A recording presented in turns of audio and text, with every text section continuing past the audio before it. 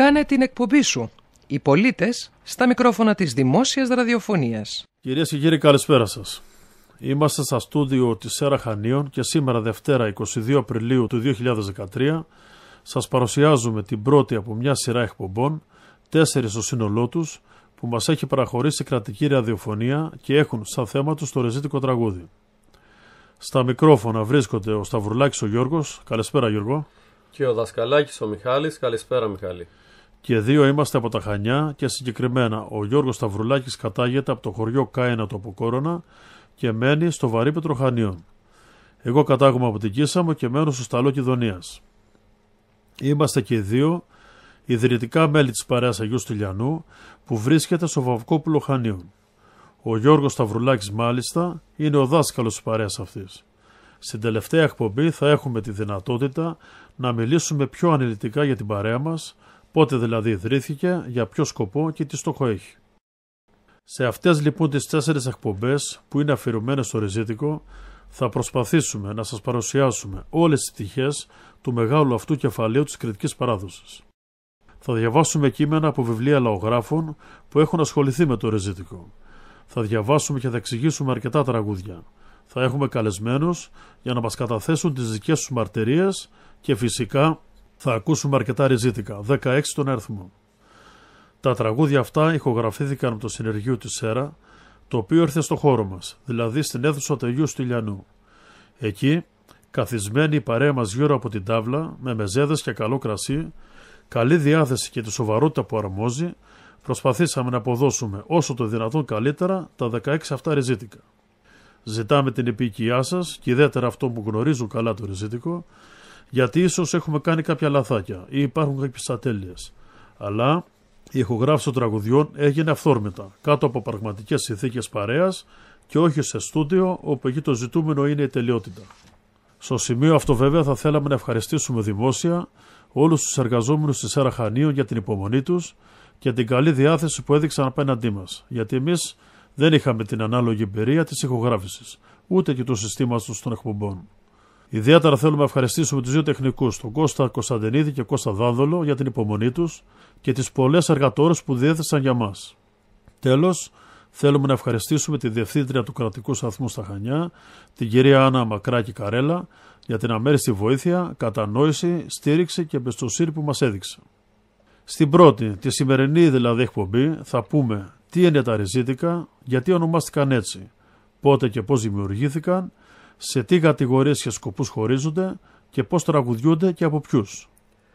Θα αναφερθούμε επίσης στα ιστορικά ρεζίτικα και με ποιο τρόπο η ιστορία και οι αγώνες του κριτικού λαού καταγράφηκαν μέσα στα τραγούδια αυτά. Στη δεύτερη εκπομπή θα δούμε τη σημασία και το ρόλο του ρεζίτικου στις διάφορες κοινωνικές εκδηλώσεις των Κρητών, όπως παραδείγματος χάρη στον Αραβώνα, στο γάμο, στα πουρκιά, στη βάφτιση, στην εορτή, στο πανηγύρι, στην κουρά, στο ρακοκάζανο και άλλα. Στην τρίτη εκπομπή θα δούμε τι είναι παραδοσιακό γλέντι, τι σημαίνει και πώς οργανώνεται, τι σημασία παίζει το ρεζίτικο στις παρέες αυτές, ποιος ο χωριστός ρόλος του σπιτονικοκύρη και ποιος ο ρόλος των καλεσμένων, και θα σχολιάσουμε τον τρόπο συμπεριφοράς στην τάβλα κατά τη διάρκεια ενός γλεντιού. Και στην τέταρτη και τελευταία εκπομπή θα μιλήσουμε για την παρέα μας, την παρέα του Αγίου Στυλιανού, ποιοι είμαστε και με ποιο τρόπο γίνεται η διδασκαλία των ρεζίτικων. Θα αναφερθούμε επίσης στις ματινάδες και στα νεορεζίτικα. Από τη συχνότητα λοιπόν της ΣΕΡΑ Χανίων στους 100,6 και στους 104, σήμερα Δευτέρα 22 Απριλίου 2013, αύριο Τρίτη 23 Τετάρτου, την Πέμπτη 25 Τετάρτου και την Παρασκευή 26 Τετάρτου, από τις 6 έως τις 7 το απόγευμα, θα ακούσετε τις 4 αυτές εκπομπές αφιερωμένες στο ρεζίτικο τραγούδι. Λοιπόν, τέλος στα πολλά λόγια και είναι καιρός να αναφερθούμε στο κυρίως θέμα της σημερινής μας εκπομπής. Έτσι Γιώργο? Έτσι Μιχαλή. Ξεκινάμε λοιπόν. Γιώργη Σταυρουλάκη, πες μας, τι είναι τα ρεζίτικα? Ρεζίτικα είναι τα λαϊκά δημοτικά τραγούδια τα οποία δημιουργήθηκαν εδώ και πολλούς αιώνες και τραγουδιούνται στην Κρήτη και συγκεκριμένα στο νομό Χανίων. Τα συναντάμε επίσης και σε περιοχές του Δυτικού Ρεθύμνου, οι οποίες συνορεύουν και έχουν επηρεαστεί από τον νομό Χανίων. Τα ρεζίτικα έχουν κατά κανόνα 15 σύλλαβο στίχο και δεν είναι προϊόντα στιγμιαίας έκφρασης, όπως είναι οι μαντινάδες, αλλά είναι αποτέλεσμα της συνολικής ανθρώπινης σκέψης, της κριτικής ψυχής. Παρατηρούμε ότι σπάνια μιλούν για προσωπικά προβλήματα, αλλά τα περισσότερα από αυτά, για να μην πούμε σχεδόν όλα, αναφέρονται σε προβλήματα του ανθρώπινου γένους. Άρα, όταν μιλάμε για ριζίτικα, αναφερόμαστε σε συγκεκριμένα τραγούδια, τα οποία έχουν συγκεκριμένα λόγια και το καθένα από αυτά τραγουδιέται πάντα με το δικό του τρόπο, με το δικό του σκοπό. Είναι κάτι δηλαδή σαν τα έπι του Ομήρου και σαν τον ερωτόκριτο του Βιτσέτσου Κορνάρου. Ωραία, και γιατί τα λέμε ριζίτικα και όχι απλώς τραγούδια? Ονομάστηκαν ριζίτικα από τους νεότερους μελετές, διότι τα τραγούδια αυτά γεννήθηκαν στην περιοχή των Λευκών Ωραίων του νομού Χανίων. Η ονομασία τους οφείλεται στο ότι είναι δημιουργήματα των κατοίκων της Ρίζας, δηλαδή των χωριών που βρίσκονται στις πρόποδες των βουνών. Μια άλλη εκδοχή λέει ότι τα ριζίτικα προέρχονται από την αρχαία Ριζινία, τα σημερινά Μεσκλά της επαρχίας Χιδονίας. Τα συνέθεσαν λοιπόν οι ριζίτες, οι οποίοι ανέκαθεν διατηρούσαν ολοζώντανα τα προαιώνια ήθη και έθιμα της Κρήτης. Και βέβαια αυτό ισχύει και στις μέρες μας. Βλέπουμε δηλαδή ότι η ατόφια κρητική παράδοση και τα ήθη και έθιμα των παλιών μας διατηρούνται κατά κανόνα στα χωριά και όχι τόσο στα μεγάλα αστικά κέντρα. Για την προέλευσή τους ξέρουμε, δηλαδή πότε δημιουργήθηκαν? Για την προέλευση των ριζίτικων τραγουδιών δεν έχουμε πολλά εξακριβωμένα στοιχεία. Βέβαια είναι ότι οι ρίζες τους φτάνουν μέχρι την Βυζαντινή περίοδο, ενώ αρκετοί σύγχρονοι μελετητές έχουν τη γνώμη πως τα ριζίτικα αποτελούν τη συνέχεια των πολεμικών ασμάτων των Δωριαίων. Οι Δωριείς εγκαταστάθηκαν γύρω στο 1000 π.Χ. στις ορεινές περιοχές των Χανίων και διατήρησαν τις πανάρχαιες παραδόσεις τους αναλύωτες στο πέρασμα του χρόνου. Σύμφωνα με τους ιστορικούς, στα συμπόσια που έκαναν, ένας απήγγειλε στίχους και οι υπόλοιποι επαναλάμβαναν. Τελετουργικό που είναι ο κανόνας για τον τρόπο με τον οποίο τραγουδιούνται τα ριζίτικα. Τα περισσότερα ριζίτικα είναι δημιουργήματα των αιώνων της Βενετοκρατίας και της Τουρκοκρατίας. Διαβάζουμε σε ελεύθερη μετάφραση, γιατί το πρωτότυπο κείμενο είναι στην καθαρεύουσα, στον πρόλογο του βιβλίου του Βλαζάκη Μιχάλη, καθηγητή του Κρητικού Οδείου, που είναι αφιερωμένο στα ριζίτικα. Εκεί λοιπόν ο πρόεδρος του Πανελλήνιου Συλλόγου Καθηγητών Μουσικής, κύριος Μανιουδάκης, τον Οκτώβριο του 1960 γράφει: «Η δημοτική ποίηση αποτελεί ένα από τα σημαντικότερα κεφάλαια της νεότερης ελληνικής φιλολογίας. Πλούσια σε περιεχόμενο, στη μορφή και την έκφραση, μπορεί να θεωρηθεί εκδήλωση ανώτερης πνευματικής εξέλιξης ενός φιλόμουσου και εξελιγμένου λαού, ο οποίος έχει πολύχρονη πνευματική ζωή. Η δημοτική πίεση είναι αναμφίβολα ο καθρέφτης της ψυχής ενός λαού, η πιο ειλικρινή και αγνότερη εξωτερήκευση των σκέψεων, των συναισθημάτων και των δοξασιών μιας φυλής, η ευγενέστερη και πιο αβίαστη εξομολόγηση των αντιλήψεων και των πεποιθήσεων της καθολικής ψυχής ενός έθνους. Τίποτα άλλο δεν είναι δυνατό να μπει τόσο βαθιά σε συνείδηση και σε νοοτροπία ενός λαού, όσο η δημοτική πίεση, τα λαϊκά τραγούδια, τα οποία από αίσθηκτο και ασυνείδητα σχεδόν πηγάζουν από τα βάθη της ύπαρξής του. Από τη στιγμή που ο άνθρωπος άρχισε να αντιλαμβάνεται τον κόσμο, από τη στιγμή που τα πρώτα συναισθήματα του πόνου, της χαράς, του τρόμου, της ανδρείας, της αγάπης και του μίσους, της ζωής και του θανάτου, άρχισαν να το συγκινούν και να το συγκλονίζουν, αποζήτησε να εξωτερικεύσει τα συναισθήματα αυτά μέσα από τους ρυθμούς και τις μελωδίες. Συνεχίζει ο καθηγητής κ. Μανιουδάκης.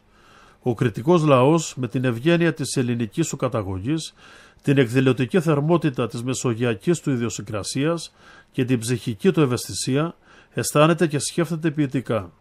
Ένιωσε το τραγούδι του σαν μια ανάγκη ζωής, σαν ένα σύνεργο για καθημερινή χρήση, σύντροφο αχώριστο, στη χαρά και τη λύπη από την αρχή της ζωής έως το θάνατο. Αυτά γράφει ο κ. Μανιουδάκης μεταξύ άλλων. Παρακάτω θα διαβάσουμε και άλλα αποσπάσματα από το βιβλίο του Βλαζάκη, ο οποίος ως μουσικός έχει μελετήσει και έχει δώσει μια μουσική διάσταση στα ριζίτικα. Τα ριζίτικα, Γιώργη Σταυρουλάκη, είναι κριτικά δημοτικά τραγούδια τα οποία είναι κάτι ομοιόμορφο, ή μπορούμε να τα χωρίσουμε σε κατηγορίες και ομάδες? Μπορούμε να τα χωρίσουμε σε δύο μεγάλες κατηγορίες. Τα ριζίτικα της στράτας ή αλλιώς του δρόμου και τα ριζίτικα της τάβλας. Με ποιο τρόπο γίνεται αυτός ο διαχωρισμός? Δηλαδή, Γιατί τα χωρίζουμε σε αυτές τις δύο μεγάλες κατηγορίες? Ριζίτικα της Στράτας τα λέμε έτσι γιατί τα έλεγαν οι ριζίτες όταν έκαναν μακρινές πορείες από το ένα χωριό στο άλλο, όπως για παράδειγμα στην περίπτωση του γάμου, όπου γινόταν η μεταφορά της πρίκας και η γαμήλια εκπομπή. Συνόδευε η νύφη στο νέο της σπιτικό, επειδή πολύ συχνά οι μακρινές μετακινήσεις στα ορεινά και δύσβατα μέρη γινόταν καβάλα στα μουλάρια. Άλογα, γαϊδούρια. Η μελωδία των τραγουδιών της Στράτας είναι προσαρμοσμένη στο βάδισμα των ζώων αυτών και μοιάζει με έφυπο εμβατήριο. Τα τραγούδια της Στράτας έχουν ένα μόνο μουσικό σκοπό, πρωτόγονο, δυναμικό και βαρύ. Με λίγα λόγια δηλαδή, τα ριζίτικα της Στράτας τραγουδιούνται όλα με τον ίδιο τρόπο, με τον ίδιο σκοπό. Και είναι και μακροσχελή, έτσι δεν είναι? Ναι, πράγματι. Τα ριζίτικα της Στράτας έχουν ένα δικό τους ξεχωριστό σκοπό και είναι τις περισσότερες φορές ολόκληρα μακροσκελή ποίηματα, αληθινά αριστουργήματα. Αναφέρονται στην αγάπη, στις χαρές της ζωής, τη φύση, την κριτική λεβεδιά. Είναι τραγούδια ερωτικά, ηρωικά, ιστορικά, ακριτικά, βουκολικά, φυσιολατρικά. Τραγουδιούνται ολόκληρα και μερικές φορές με πολλές και συχνές επαναλήψεις. Έτσι περνούσε η ώρα και λιγόσευε η απόσταση. Και τα ριζίτικα της Τάβλας ποια είναι και γιατί λέγονται έτσι? Όσα ριζίτικα δεν είναι της Στράτας τα ονομάζουμε της Τάβλας. Αυτό έγινε διότι συνήθως τραγουδιούνται γύρω από την τάβλα του κλεδιού. Επειδή κανένα σπίτι όσο πλούσιο και αρχοντικό να ήταν, δεν είχε τόσα πολλά τραπέζια για να στρωθούν και να καθίσουν οι καλεσμένοι, όπως παραδείγματος χάρη σε γάμους, σε βαφτίσια, σε πανηγύρια, σε γιορτές και σε άλλες περιπτώσεις ξεφαντώματος. Έπαιρναν τάβλες μακριές, ακόμα και τις μεσόπορτες των σπιτιών. Πολλές φορές και τις έστρωναν για τραπέζια, για να φάνε και να πιούν οι καλεσμένοι. Έτσι στην Κρήτη έχουμε συνηθίσει να αποκαλούμε τάβλα κάθε τραπέζι που γίνεται γλέντι και φαγοπότη. Τα ριζίτικα λοιπόν που λέγονται όταν η παρέα δεν είναι σε πορεία, αλλά είναι καθισμένη ή τέλος πάντων ακίνητη σε κάποιο σημείο, όπως δηλαδή σε σπίτι ή σε κάποιο κέντρο διασκέδασης ή σε κάποια εκδήλωση, λέγονται ριζίτικα της τάβλας. Τα ριζίτικα της τάβλας τραγουδιούνται ακαπέλα, δηλαδή χωρίς συνοδεία μουσικών οργάνων, σε αντίθεση με αυτά της Στράτας που μερικές περιπτώσεις μπορεί να συνοδεύονται από μουσικά όργανα όπως βιολί, λύρα, λαγούτο, τα οποία όμως πάντοτε έχουν δεύτερο λόγο, γιατί το ριζίτικο τραγούδι έχει τον πρώτο λόγο, είναι το κυρίαρχο στην πορεία. Νομίζω, Γιώργη Σταυρουλάκη, ότι εδώ είναι το καλύτερο σημείο να πάρουν οι ακροατές μας μια γεύση ακούγοντας ένα ριζίτικο. Θα έλεγα να ακούσουμε το ριζίτικο «Τη συντροφιά σας χαίρομαι». Τα λόγια είναι τα εξής. «Τη συντροφιά σας χαίρομαι την αξιοτιμημένη, την άξια και τη φρόνιμη και την πεγετισμένη. Ζηλεύγω εσείς ζυγιάρχοντες, ζηλεύει ο κόσμος ούλος, μα σας ζηλεύει μια ξανθή». Αυτό είναι ένα από τα πιο γνωστά και διαδεδομένα ριζίτικα της τάβλας που ακούγεται σχεδόν πάντα σε κάθε παρέα που γίνεται. Είναι τραγούδι που λέγεται από σπιτονικοκύρη και όχι μόνο και επενεύει με αυτόν τον τρόπο τους καλεσμένους του.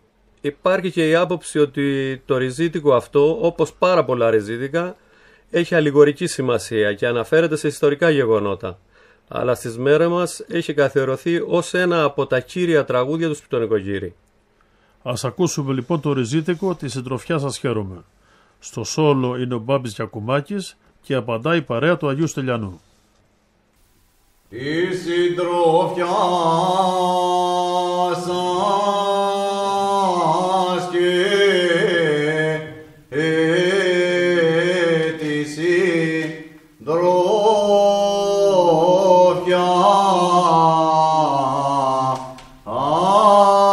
σας χαίρομαι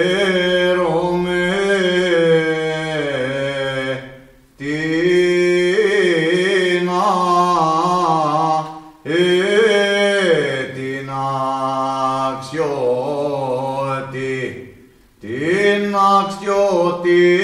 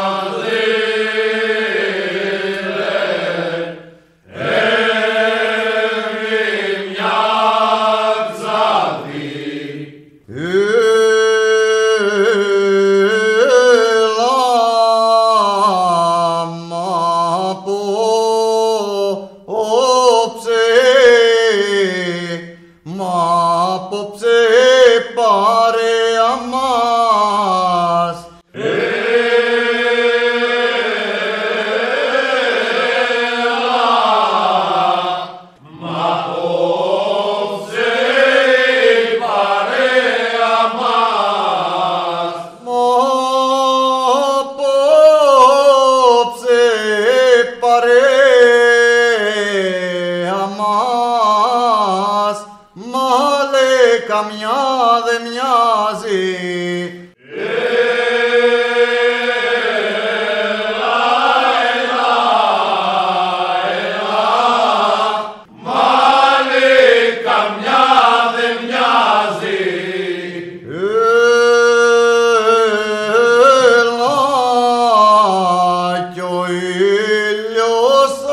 Παντότινος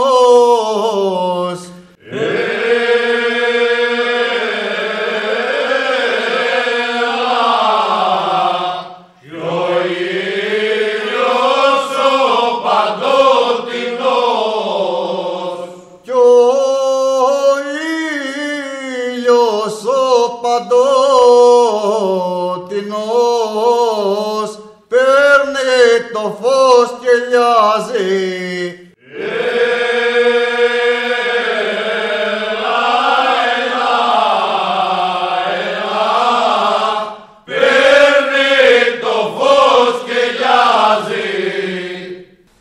Ακούσαμε λοιπόν το ριζίτικο της συντροφιάς σας χαίρομαι. Σε αριθμό και σε ποικιλία, τι διαφορές έχουν τα ριζίτικα της Στράτας με αυτά της Στάβλας? Αυτά της Στράτας είναι λίγα σχετικά σε αριθμό που τραγουδιούνται, όπως είπαμε και πριν, με ένα συγκεκριμένο τρόπο και σκοπό. Αντίθετα της Στάβλας είναι πάρα πολλά, γιατί είναι τραγούδια της καθημερινής ζωής και υπάρχει ποικιλία στον τρόπο εκτέλεσή τους. Συναντάμε δηλαδή πολλούς διαφορετικούς σκοπούς. Το κάθε ριζίτικο της Στάβλας βέβαια τραγουδιέται με ένα συγκεκριμένο σκοπό. Μερικές φορές βέβαια σε κάποια τραγούδια παρατηρούμε ότι από επαρχία σε επαρχία βρίσκουμε διαφορές στον τρόπο εκτέλεσής τους. Η ουσία πάντως είναι ότι όταν τα ριζίτικα αυτά δημιουργήθηκαν, τραγουδήθηκαν με ένα σκοπό και όχι με πολλούς. Μπορείς να μας σχολιάσεις ή να μας πεις κατά τη γνώμη σου για ποιο λόγο συναντάμε τις διαφορές αυτές από επαρχία σε επαρχία στον νομό Χανίων? Κατά τη γνώμη μου, οι διαφορές που συναντάμε στο σκοπό ορισμένων τραγουδιών, ακόμα και στα λόγια τους, μερικές φορές οφείλονται σε δύο λόγους. Πρώτα απ' όλα, τα παλιά χρόνια η επικοινωνία των ανθρώπων και η μετακίνηση ήταν πολύ δύσκολη. Πολλές φορές οι παρέες και τα γλέντια κράταγαν 2 και 3 μέρες ή και περισσότερες. Εκτός από τα καθιερωμένα και γνωστά ριζίτικα, λεγόταν και κάποια που οι επισκέπτες τα άκουγαν για πρώτη φορά, διότι ήταν τραγούδια που είχαν δημιουργηθεί σε εκείνη την περιοχή. Όταν οι γλεντιστάδες γύριζαν στα χωριά τους ή μετά από καιρό, όταν έκαναν κάποια παρέα, δεν θυμόταν ακριβώς το τραγούδι που είχαν ακούσει και το έλεγαν σε κάποιο άλλο σκοπό, που θεωρούσαν βέβαια ως το σωστό. Έτσι, σε εκείνη την περιοχή κατοχυρωνόταν και μαθαινόταν το συγκεκριμένο τραγούδι με λάθος τρόπο. Ένας δεύτερος λόγος είναι ότι κάποιοι καλοί τραγουδιστάδες, από εγωισμό και θέλοντας να δώσουν το δικό τους χρώμα μερικές φορές, άλλαζαν σκοπό, ακόμα και λόγια σε ορισμένα τραγούδια. Έτσι λοιπόν κατά πάσα πιθανότητα δημιουργήθηκαν οι διαφορές σε ορισμένα ριζίτικα από περιοχή σε περιοχή. Τι πρέπει να προσέξουμε σήμερα που οι συνθήκες ζωής είναι διαφορετικές? Σήμερα οι συνθήκες ζωής είναι διαφορετικές και η επικοινωνία των ανθρώπων και η πρόσβαση στη γνώση και την πληροφορία είναι εύκολη. Υπάρχει η δισκογραφία, η βιβλιογραφία, οι συλλόγοι που μαθαίνουν ριζίτικο, το διαδίκτυο και φυσικά τα αρχεία της ΕΡΑ και της ΕΡΤ. Επίσης υπάρχουν τα σύγχρονα μέσα καταγραφής, όπως είναι τα δημοσιογραφικά κασετόφωνα, τα κινητά και άλλα. Έτσι λοιπόν μπορεί εύκολα κάποιος που πραγματικά ενδιαφέρεται για το ριζίτικο τραγούδι να ανατρέξει σε όλες αυτές τις πηγές και να αποκτήσει την πληροφορία που ψάχνει. Εδώ όμως χρειάζεται προσοχή. Όταν βρισκόμαστε σε μια παρέα και κάποιος πει ένα τραγούδι και το καταγράψουμε, καλό θα είναι πριν ξεκινήσουμε να το μάθουμε, να το διαδώσουμε με άλλες πηγές, ώστε να σιγουρευτούμε ότι πράγματι είναι σωστό, ή να ρωτήσουμε ακόμα και τον ίδιο που το τραγούδισε από πού το έμαθε και από πού ήταν οι πηγές τους. Έτσι θα ελαχιστοποιηθούν τα λάθη και οι διαφορές που είπαμε παραπάνω. Σωστά το λες Γιώργο Σταυρουλάκη, πρέπει να διασταυρώνουμε τα τραγούδια που δεν ξέρουμε. Και πρέπει να αναφέρουμε ότι στις μέρες μας υπάρχουν ακόμα βιωματικοί άνθρωποι που γεννήθηκαν, μεγάλωσαν και αγαλογήθηκαν με το ριζίτικο τραγούδι. Και καλό είναι να τους συμβολευόμαστε για οποιαδήποτε απορία ή αμφιβολία έχουμε. Δεν είναι ντροπή να ρωτάμε, ντροπή είναι να μην ξέρουμε και να κάνουμε τους κατεχάριδες από εγωισμό και μόνο. Ας γυρίσουμε όμως στα ριζίτικα της Στράτας. Είπαμε ότι είναι μακροσκελή τραγούδια που τραγουδούσαν οι κριτικοί σε πορείες, πεζές ή έφυπες και ανάμεσά τους μπορούμε να βρούμε αληθινά ποιητικά αριστουργήματα. Ακριβώς. Και σε αυτό το σημείο καλό θα ήταν να διαβάσουμε ένα ριζίτικο της Στράτας, ώστε να καταλάβουν και οι ακροατές μας για ποιο πράγμα μιλάμε τόση ώρα. Λέει λοιπόν το ριζίτικο: «Μαλαματένιος αργαλιός και ελεφαντένιο χτένι και ένα κορμί αγγελικό και κάθεται και φαίνει. Με 62 πατήματα 42 καρούλια και ο βρόντος ήταν έρεγος από τα πολλά τραγούδια. Πραγματευτής επέρασε στάλογο καβαλάρης. Κοντοκρατεί το μαύρο του και την καλησπερίζει. Κόρη μου, καλησπέρα σου. Καλώς τον ξαναπούρθε. Κόρη, και δεν παντρεύγεσαι να πάρεις παλικάρι. Καλιά να σκάσει ο μαύρος μου παρά στο λόγο που πες. Άντρα έχω στην ξενιθιά τώρα 12 χρόνους. Και ακόμα 3 το δέχομαι και 3 τον ανημένω. Κι αν δεν ερθεί και αν δεν φανεί, καλόγρια θα γίνω. Και στο κελί θα ασφαλιχτώ, τα μαύρα θα λαμβάνω. Κόρη μάντρας απόθανε, κόρη μάντρας εχάθη. Τα χέρια μου τον κράτησαν, τα χέρια μου το θάψαν. Τον κράτησες, τον έθαψες, ο θειός να στο πληρώσει. Ψωμί, τυρί ετοίμασες, εγώ σου το πληρώνω. Εγώ φιλί το δάνεισα κι είπε να μου το δώσεις. Φιλί αν τον εδάνησες, τρέχει να τον γυρεύγεις. Κόρη με εγώ είμαι ο άντρας σου, εγώ είμαι ο καλός σου. Μα εσύ ο άντρας μου κι αν είσαι ο καλός μου, πες μου σημάδια της αυλής κι ύστερα να σ' ανοίξω. Μιλιάχεσαι στην πόρτα σου και κλίμα στην αυλή σου. Κάνει στα φύλλη ραζακί και το κρασί του μέλι. Και από το πιει δροσίζεται και πάλι αναζητά το.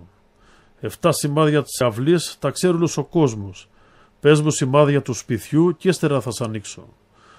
Κρουσί καντήλα κρέμεται στη μέση του οντά σου και φέγγει και εκδίνεσαι και βάνεις τα κουμπιά σου. 7 είναι σημάδια του σπιτιού και η γειτονιά τα ξέρει. Πες μου σημάδια του κορμιού και ύστερα θα σ' ανοίξω. Ελιά έχεις στο μάγουλο και ελιά στην αμασχάλη και στο δεξό σου το βυζί μικρή δαγκωματίτσα. Σκλάβες, τρεχάτε ανοίξετε και αυτός είναι ο καλός μου. Και εσείς οι βάγες στρώνετε την νηφική μου κλίνη. Με δε αμάτι κάνησε, μη δείπνος την επήρε. Και τα αποδιοφωτίσματα φωνιάζει του καλούτσι. Κρυγιός πολύ μου φαίνεσαι, δεν μοιάζεις του καλού μου. Σήκω και το καράβι σου πάει και στην τροφιά σου. Άφης με κόρη λεγερή, πολλά με βιάζεις κόρη. Σαν κάποιον άλλον αγαπάς κι άλλον θέλεις να πάρεις. Αν ίσως άλλον αγαπώ κι άλλον θέλω να πάρω, πάρε σπαθί στα χέρια σου, την κεφαλή μου κόψε. Κι ώστε να πει τα λόγια αυτά είχε ξημερωμένα. Γυρίζει, βλέπει δίπλατσι, το χάρο και κοιμάτο. Πραγματικό ποίημα, ερωτικό που εξυμνεί την αγάπη και την πίστη της γυναίκας προς τον άντρα της που έλειπε στα ξένα.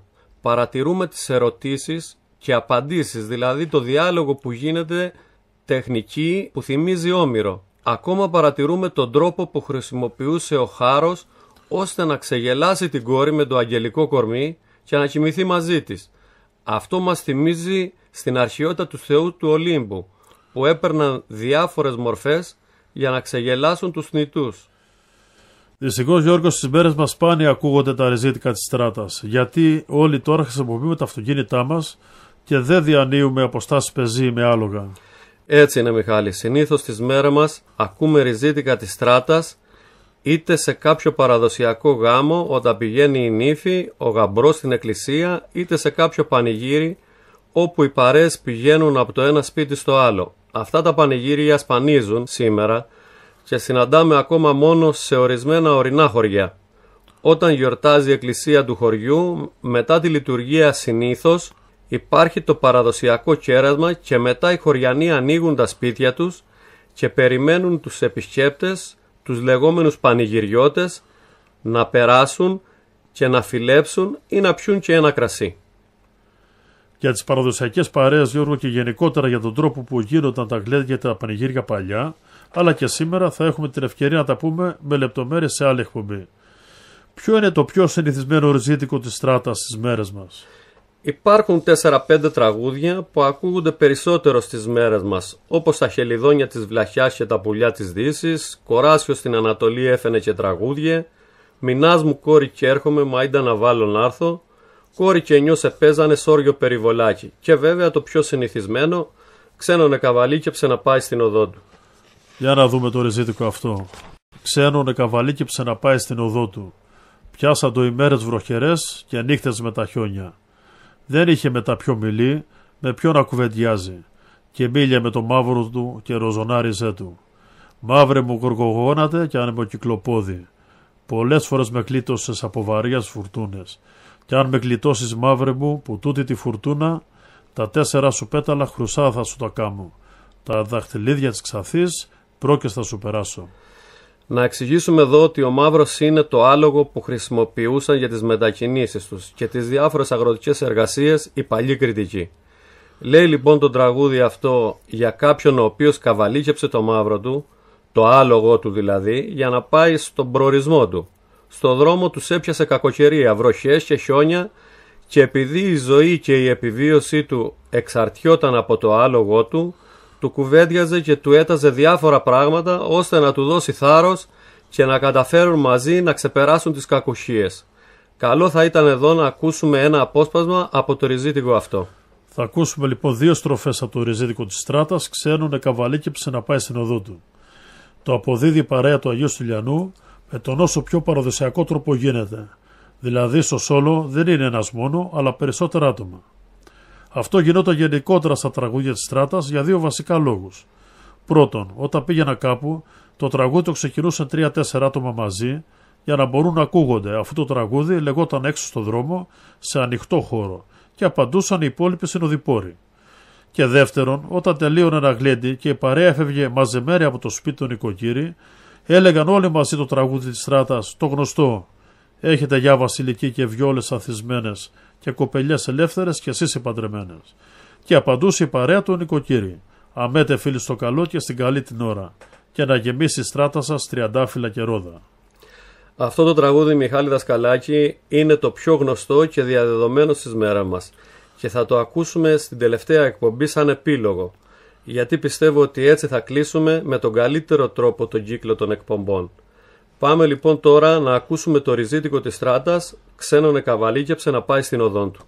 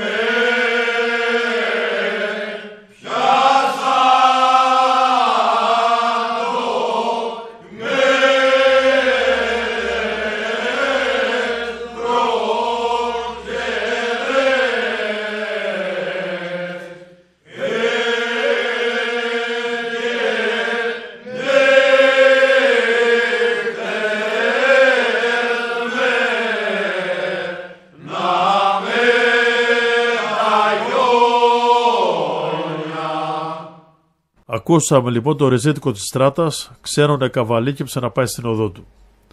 Πάμε τώρα να δούμε τη δεύτερη και μεγαλύτερη κατηγορία των ρεζίτικων, αυτά της τάβλας.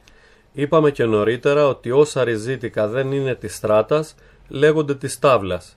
Είναι πάρα πολλά και ανάλογα με το θέμα τους μπορούμε να τα χωρίσουμε σε αλληγορικά, ερωτικά, ιστορικά, προσωπικά, συμβουλευτικά, φιλοσοφικά, θρησκευτικά, φυσιολατρικά, ηρωικά, επαναστατικά, της κουράς, της ξενιτιάς, της παρέας, της φύσης του αραβώνα, του γάμου, της βάφτισης, του νοικοκύρη, των καλεσμένων, του πανηγυριού, του τρίγου, του χάρου, των εορτών και διάφορα άλλα.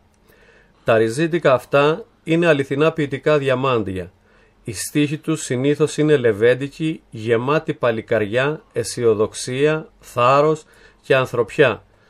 Πολύ σπάνια θα συναντήσουμε στίχους που να εκφράζουν δουλοπρέπεια, κλαψουρίσματα και ανθρώπινη κατάπτωση. Βέβαια, λέγοντας ριζίτικα της τάβλας, ο νους μας πάει περισσότερο στα τραγούδια που αναφέρονται στο τραπέζι, στη διασκέδαση, στην παρέα, στο σπίτι, στο νοικοκύρι και στους καλεσμένους. Όπως προείπαμε, θα κάνουμε μια ειδική εκπομπή για αυτή την κατηγορία των ριζίτικων. Μεγάλη ποικιλία τραγουδιών συναντάμε λοιπόν εδώ και όπως μας είπες νωρίτερα έχουμε πολλούς διαφορετικούς σκοπούς στα ριζίτικα της τάβλας. Έτσι είναι. Αν χωρίσουμε τα ριζίτικα της τάβλας με βάση τον τρόπο που τραγουδιούνται, τον σκοπό τους δηλαδή, θα δούμε ότι μπορούμε να τα κατατάξουμε σε 35 σκοπούς περίπου, συν 27 ιδιόμελα, δηλαδή ριζίτικα που έχουν ένα και μοναδικό σκοπό, το κάθε ένα από αυτά. Να δούμε και τον τρόπο που τραγουδιούνται, το τελετουργικό, τη διαδικασία δηλαδή που ακολουθείται στην εκτέλεση ενός ριζίτικου.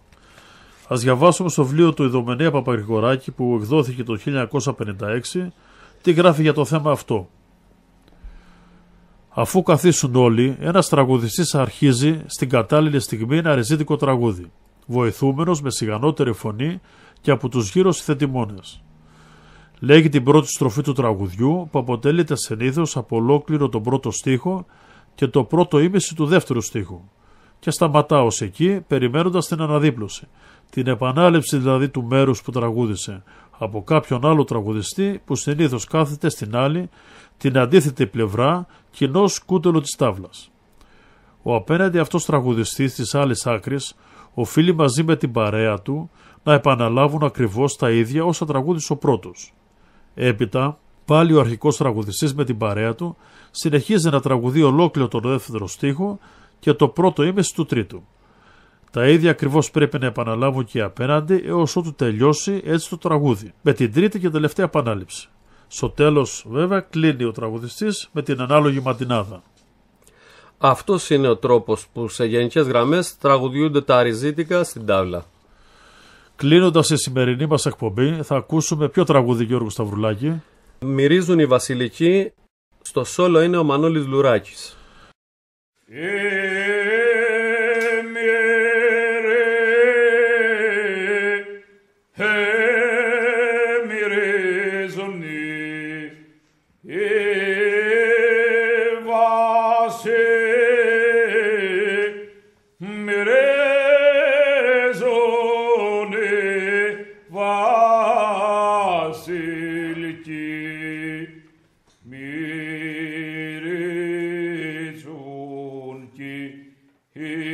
βασάρμοι και βασάρμοι μυρίζουν και οι βασάρμοι και βασάρμοι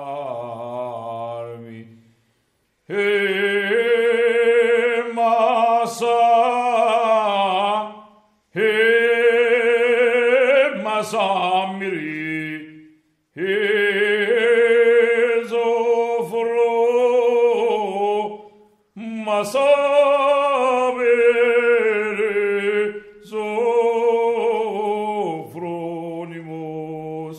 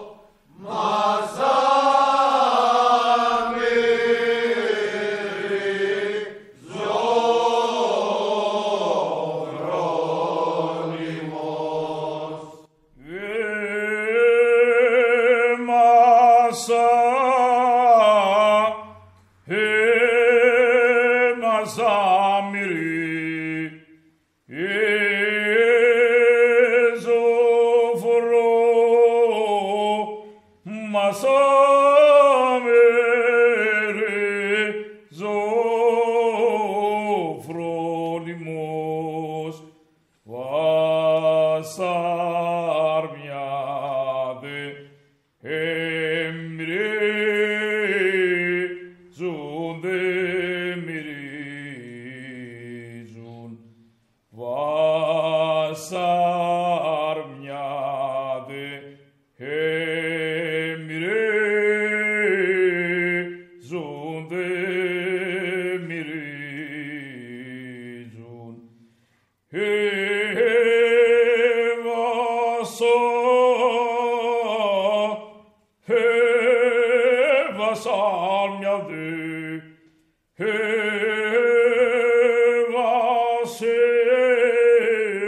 Βασάρμιαδε, βασάρμιαδε,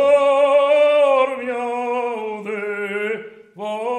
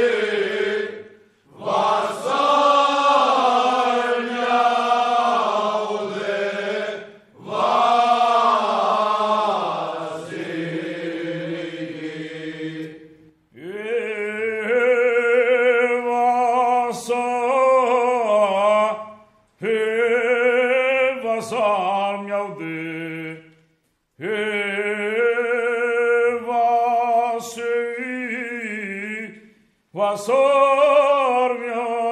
ουδε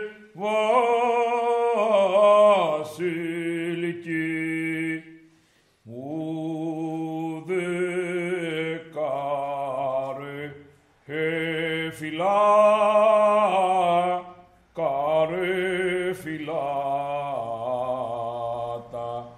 ουδε κάρε φυλάτα,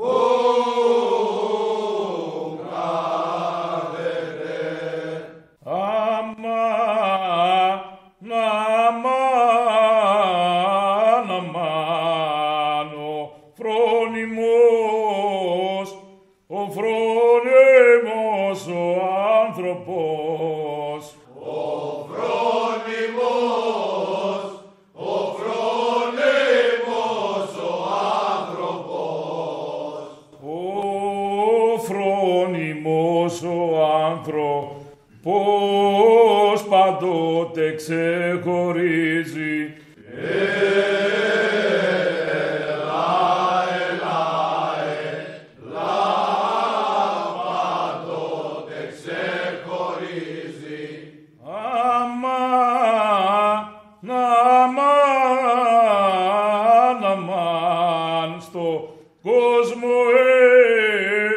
Στον κόσμο έχει γεννηθεί. Στον κόσμο έχει γεννηθεί. Στον κόσμο έχει γεννηθεί για να τον εστολίζει.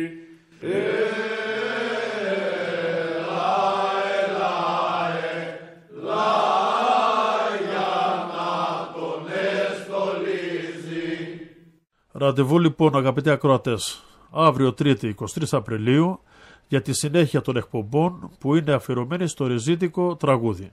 Καλό σας βράδυ.